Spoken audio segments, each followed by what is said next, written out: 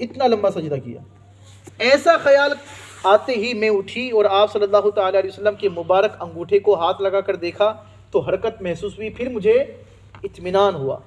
نماز سے فارغ ہونے کے بعد پیارے آقا صلی اللہ تعالیٰ علیہ وآلہ وسلم بہتر جانتے ہیں، فرمایا، نبی پاک علیہ السلام نے فرمایا، اے عائشہ جانتی ہو یہ کون سی رات ہے؟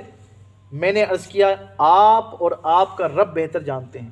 فرمایا یہ نصف شعبان کی رات ہے، 15ویں شب ہے، شب برات ہے.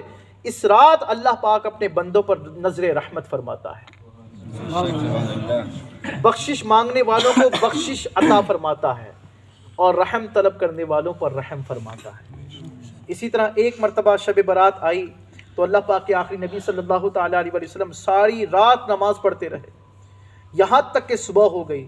ام المومنین حضرت عائشہ صدیقہ رضی اللہ تعالیٰ عنہ فرماتی ہیں ساری رات نماز پڑھتے رہنے کی وجہ سے آپ صلی اللہ تعالیٰ علیہ وسلم کے مبارک پاؤں سوج گئے تھے. پاؤں میں کیا آ گئی تھی؟ سوجن آ گئی تھی پوری رات کھڑے رہنے کی وجہ سے. چنانچہ میں نے آپ صلی اللہ تعالیٰ علیہ وسلم کے پاؤں مبارک دبانے کی سعادت حاصل کی. سبحان اللہ. کبھی ایسا بھی ہوتا کہ آپ صلی اللہ تعالیٰ علیہ وسلم شب برات میں قبرستان تشریف لے جاتے تھے. کہاں؟ آج کی رات قبرستان حاضری دینا یہ بھی کیا ہے؟ سنت ہے. کن کی سنت ہے؟ نبی پاک علیہ السلام کی سنت ہے. تو نبی پاک علیہ السلام ایک مرتبہ شب برات کو جنت البقیع یہ کیا ہے؟ جی کہاں کا قبرستان ہے؟ مدینہ منورہ کا قبرستان. اس قبرستان کا نام کیا ہے؟ جی بالکل مسجد نبوی شریف کے برابر میں قبرستان ہے. اس کو کہا جاتا ہے جنت البقیع. یہاں پر 10,000 صحابہ کرام کے مزارات ہیں. کتنے صحابہ کرام؟ 10,000. اللہ پاک ہمیں وہیں موت عطا فرمائے، وہیں ہماری قبر بن جائے، اللہ کرے. آمین یا رب العالمین. سبحان اللہ. اسی طرح اللہ پاک ہمیں گناہوں سے محفوظ فرمائے، اخلاص کے ساتھ دل لگا کر کثرت سے عبادت کرنے والا بنائے. یقین مانیے کہ اللہ تبارک و تعالیٰ کی جو نافرمانی ہے یہ ہماری زندگی اور ہماری دنیا اور ہماری آخرت کے لیے تباہ کن ہے. آج کی رات توبہ کرنے کی رات ہے.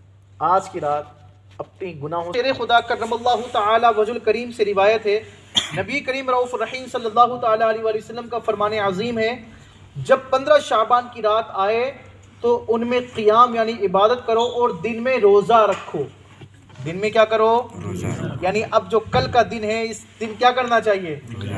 روزہ رکھنا چاہیے. اچھا 15 شعبان میں کیا ہوتا ہے؟ جب 15 شعبان کی رات آتی ہے نا، اس سے پہلے کا پورے سال کا جو نام اعمال ہوتا ہے نا، ہمارے اعمال نامے کا رجسٹر ہوتا ہے، وہ پورے سال کا ایک پیک کر کے رکھ دیا جاتا ہے اور نیا نام اعمال، نیا رجسٹر اسٹارٹ ہوتا ہے.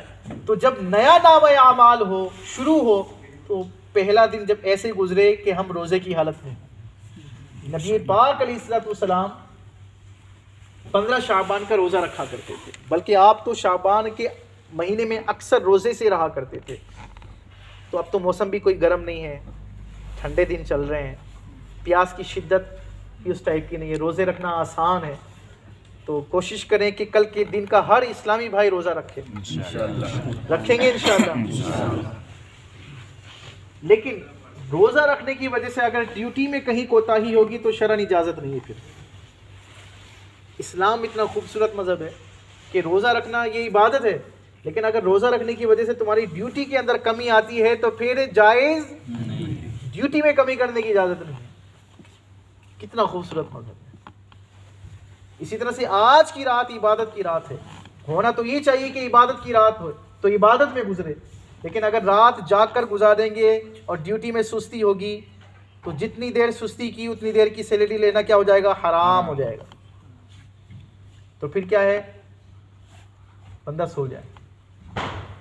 اور اگر اس کو لگتا ہے کہ چلیں جتنی حد تک عبادت کی جا سکتی ہے، جتنا قرآن پڑھا جا سکتا ہے، جتنا دعا کی جا سکتی ہے، اتنا بندہ کرے، پھر سو جائے، صبح کو اٹھ جائے. لیکن یہ ہے بہت امپورٹنٹ رات. اب میں یہ بھی نہیں کہہ سکتا کہ سب اگلے دن کی چھٹی لے لیجئے. پتہ چل رہا ہے کہ کمپنی والے مجھے تلاش کر رہے ہیں کون سا رات کو خطاب کرنے والا. شب برات بہت مبارک رات ہے. اس رات قبرستان جانا، وہاں فاتحہ پڑھنا سنت ہے. اگر قبرستان نہ جا سکیں، دور ہے، آپ یہاں پر ہیں، گاڑی کی سہولت نہیں ہے، تو یہیں سے بیٹھے بیٹھے کچھ قرآن پڑھ لیں، ایک آدھ رکوع پڑھ لیں، کچھ سورتیں پڑھ لیں، کم سے کم ایک بار سورہ فاتحہ اور 3 بار سورہ اخلاص پڑھ کر جتنے بھی مسلمان دنیا سے گزر چکے ہیں ان کو ایصال ثواب کر دیں۔ بے شک، سبحان اللہ۔ اس رات قبرستان جانا، وہاں فاتحہ پڑھنا سنت ہے۔ اسی طرح بزرگان دین کے مزارات پر حاضر ہونا بھی ثواب ہے۔ تو میں عرض کر رہا تھا محفل سے پہلے عامر بھائی سے کہ ہمارے قریب میں صحاب میں بہترین بزرگ ہیں، کئی بزرگ رہتے ہیں، ان مزارات ہیں، کون ہیں؟ اصحاب کہف۔ سب نے حاضری دی ہوگی میرے خیال سے، تو نیت بھی ہے انشاءاللہ یہاں سے فارغ ہو کر پھر ایک اور جگہ محفل ہے انشاءاللہ، پھر قبرستان بھی ہمیں جانا ہے اور پھر مزار شریف پر بھی حاضری دینی ہے انشاءاللہ۔ نہیں، میں اپنی بات کر رہا ہوں، چند ایک اسلامی، باقی تو آپ ڈیوٹی پر جائیں گے، آرام کریں گے۔ بہرحال اگر ہو سکے تو 14ویں اور 15ویں تاریخ کو روزہ رکھیں۔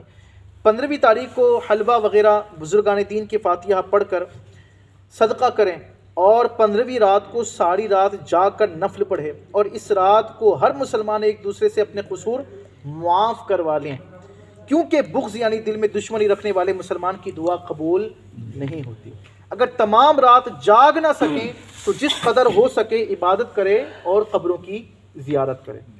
اگر اس رات کو 7 پتے بیری کے پانی میں جوش دے کر غسل کرے تو انشاءاللہ العزیز تمام سال جادو کے اثر سے محفوظ رہے گا۔